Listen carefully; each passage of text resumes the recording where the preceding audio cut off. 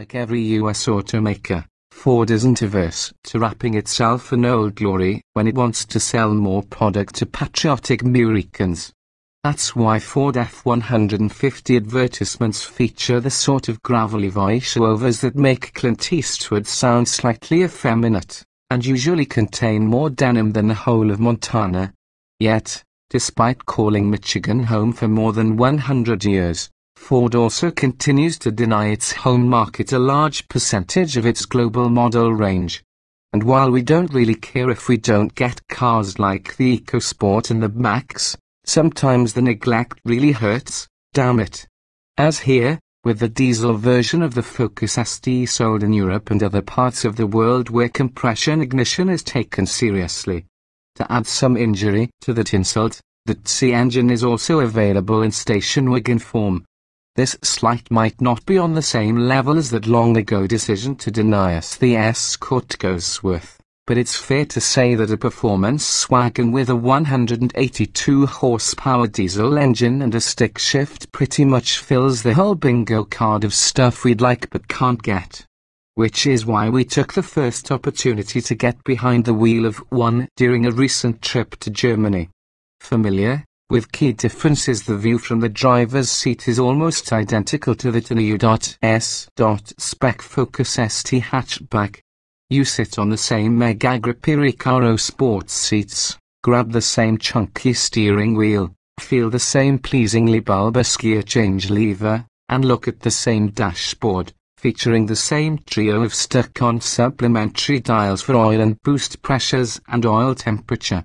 The only real clue that something is different, other than the Euro spec kmh, bar, and Celsius scales for the instrumentation, is the fact that the rev counter turns red just after the number 5.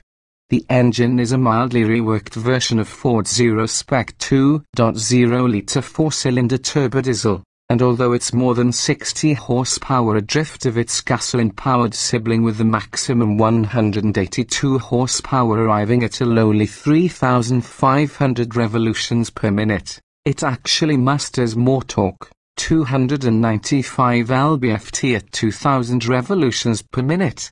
On paper, performance figures are predictably lower. With a 0 to 60 mph time, we estimate it's 7.5 seconds and a 135 miles per hour top speed in our testing. The gas ST hits 60 in about 6 seconds and has a 150 miles per hour top speed, but set against that, the TC has an official combined fuel economy figure equivalent to 56 miles per gallon on the optimistic Euro test cycle. If the car were to be run through the EPA ringer, we think it could top 40 miles per gallon on the highway cycle. Less enthusiastic, but still for enthusiasts, there's no surprise that the diesel lump can't match the enthusiasm of the gasoline engine. It lacks its spark-ignited sister's enthusiasm for revs and, despite having more torque, has far less torque steer in slower corners. But it's smooth and brawny low down, meaning that you change gears about half as often. A de-restricted stretch of Autobahn confirmed that there is no point trying to push the engine past the 4,000 revolutions per minute mark, where it seems to hit a slick of molasses. But tall gearing means that translates pretty much exactly to the claimed top speed in 6th. We saw an indicated 220 kmh 137 miles per hour. With the SD feeling stable and comfortable when driven flat out.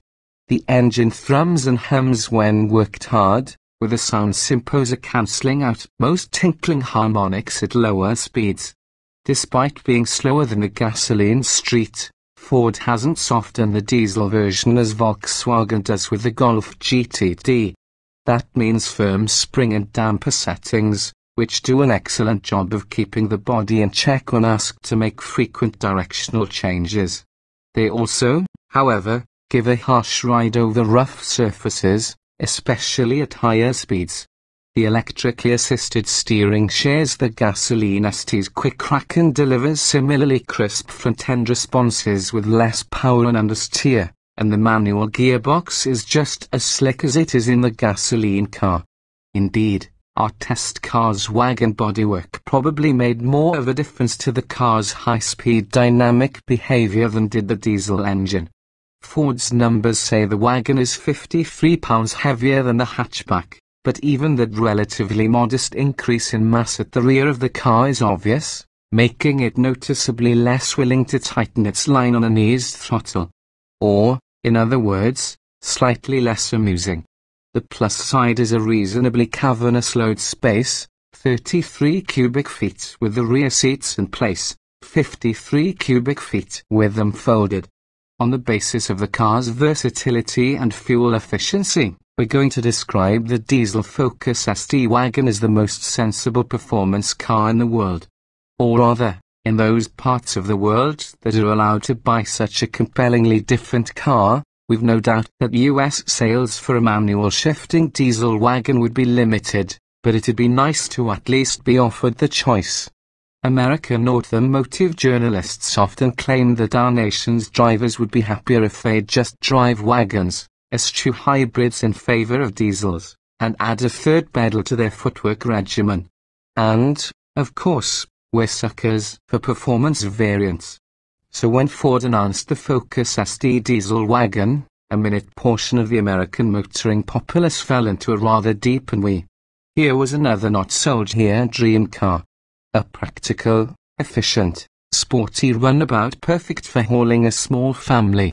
The gasoline-fueled Focus ST hatches an happy hot rod, delivering character-building torque steer and axle hop under acceleration. The subsequent Fiesta Street, a perfectly balanced work of art, is a more fully realized automobile, despite lacking its larger siblings' cargo and passenger space. The diesel ST wagon draws from the latter well. It doesn't want to rip the wheel out of your hands. Its 182 horsepower and 295 lb-ft feel adequate for the task at hand, and it'll cruise without drama at max with the throttle sandwiched between the firewall and one's right foot. Ford calls our test car's wonderful non-metallic gloss grey stealth, which has been a hopelessly dorky appellation since Dodge rebadged a Mitsubishi and stuck the same word on its rump. Automakers in doubt, recall that the USS Iowa will always be more awe-inspiring than the F-117. Name your paint swatches accordingly. We haven't driven the ST diesel wagon's chief competitor, the VW GTD variant, but the ST wagon doesn't feel wholly dissimilar to the Mark 7 GTD hatch, a car that isn't quite as raucous or zippy as its GTI counterpart. Compared with the gasoline-powered Focus ST hatch, this wagon is a docile sweetheart of a car that's still willing to play. Which makes the fact that we'll never see this fine all-rounder on our shores doubly disappointing. Now if you'll excuse us, we're going to go stare blankly at some Max Ernst paintings while listening to Brecht on tape.